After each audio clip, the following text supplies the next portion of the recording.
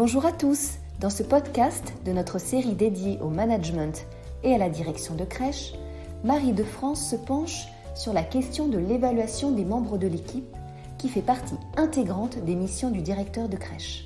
Bonne écoute! L'évaluation n'a pas bonne presse dans la petite enfance. Et ce n'est pas un scoop. Vous l'aurez compris, car je n'ai de cesse de le répéter, le travail institutionnel est la clé de la réussite.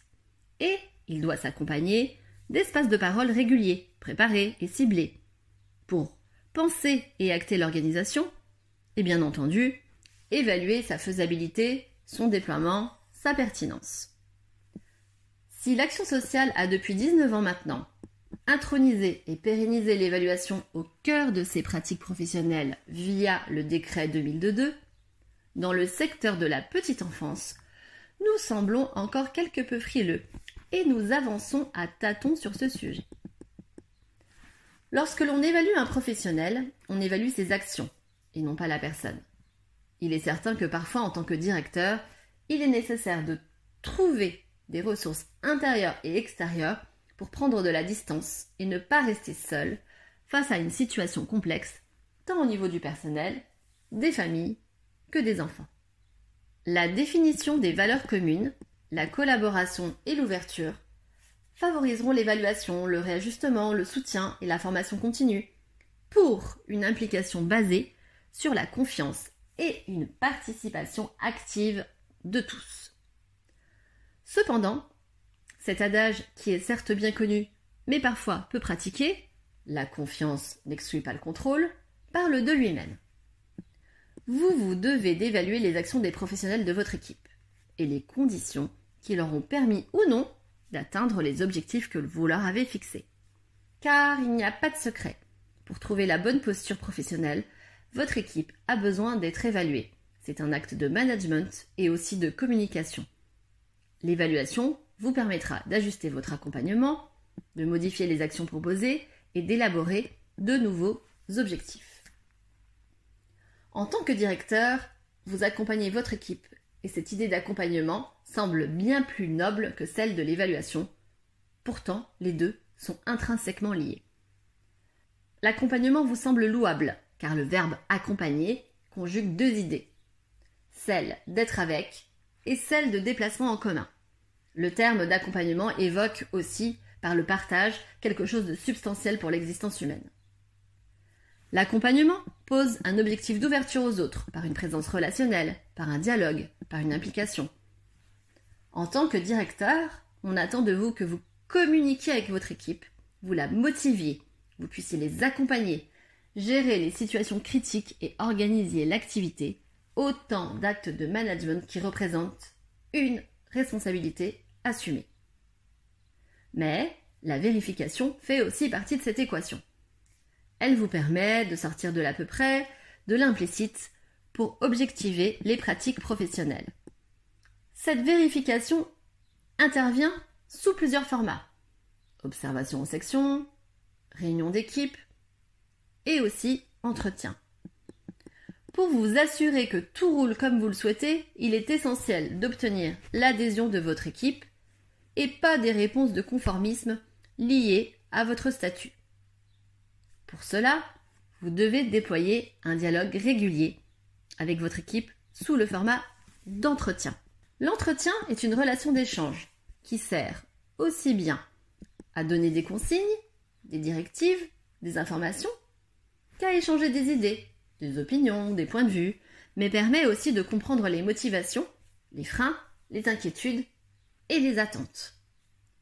Les entretiens sont un incontournable de votre exercice. Et je ne parle pas que des entretiens annuels de développement qui servent à apprécier les compétences, les résultats, dans le sens réalisation des objectifs. Je parle aussi des entretiens plus réguliers, ces entretiens de soutien, de progrès, des entretiens pour traiter une erreur, etc. Les entretiens avec vos équipes doivent être ritualisés et réguliers, je le disais auparavant, car ils doivent permettre d'aboutir à des compromis pour pouvoir servir à la fois les intérêts de chacun, que ce soit tant le projet éducatif de la structure que le projet personnel du professionnel. votre équipe a besoin d'échanger avec vous pour se projeter sur son avenir. Pour cela, il est nécessaire d'élaborer un plan d'action individuel pour chacun. Et l'entretien de soutien est un support qui permet de donner confiance et de structurer la relation d'appui. Pourquoi cette relation d'appui d'aide est essentielle ? Parce que, soyons lucides, il est rare que les personnes recrutées possèdent tous les prérequis pour le poste. C'est donc à vous de les outiller. Cela se passe en plusieurs étapes. La première est d'accepter l'autre du point de vue de son potentiel, de valoriser ses points forts et d'identifier rapidement les difficultés rencontrées pour s'entendre sur les modalités de suivi. L'entretien de progrès, quant à lui, vous permettra d'interroger sur les souhaits d'évolution à court, à moyen, à long terme, échanger les avis, croiser avec les possibilités et vos priorités pour le HJE. L'entretien de progrès peut donner lieu à un élargissement des responsabilités, des missions nouvelles, des conduites de projets ponctuels permettant de développer des compétences spécifiques, une évolution hiérarchique transversale, etc.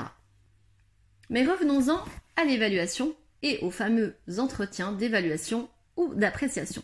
C'est avant toute chose un moment privilégié entre le responsable hiérarchique que vous êtes et les membres de votre équipe pour faire le point sur les performances de l'année et l'évolution professionnelle. Il s'agit donc d'échanger sur un bilan pour se projeter dans l'avenir. Il est important que cet entretien ait été préparé par vos soins et par le professionnel concerné. C'est un facteur clé de succès dans la réussite de cet entretien. Il doit répondre à 4 objectifs.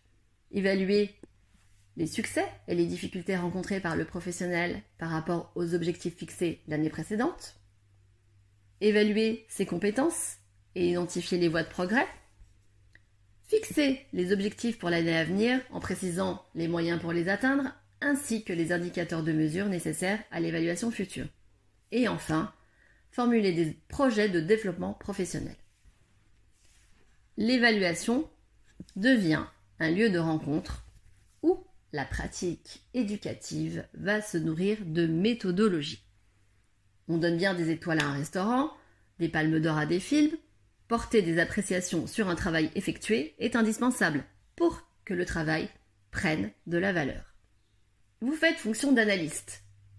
Vous vérifiez auprès de votre équipe leur progression, vous reconnaissez le travail effectué pour les féliciter, vous les écoutez pour actionner des leviers de motivation individuelle, vous fixez des objectifs cohérents et vous les impliquez dans les choix et les décisions qui les concernent. L'évaluation sert donc à cadrer, recadrer et soutenir le travail. Et pour cela, il faut communiquer régulièrement pour apprécier et faire apprécier le travail, faire apprécier son métier. L'évaluation, c'est aussi établir un environnement convivial et professionnel qui donne envie à votre équipe de progresser. L'évaluation est un exercice de prise de distance par rapport aux évidences, aux contingences du quotidien. C'est un espace d'analyse critique pour dégager des marges d'amélioration. L'idée est de mettre en interrogation les pratiques, les activités, leurs effets et la pertinence des projets. Pour que l'analyse soit conforme aux réalités éprouvées quotidiennement, il est indispensable que ce temps d'entretien ne soit pas unique, mais que l'année soit ponctuée de temps d'échange permettant un suivi pour mieux apprécier le travail de votre équipe. Je finirai ce podcast par une belle citation de Nietzsche. Évaluer, c'est créer. Écoutez donc, vous qui êtes créateur, c'est l'évaluation qui fait des trésors et des joyaux de toutes choses évaluées.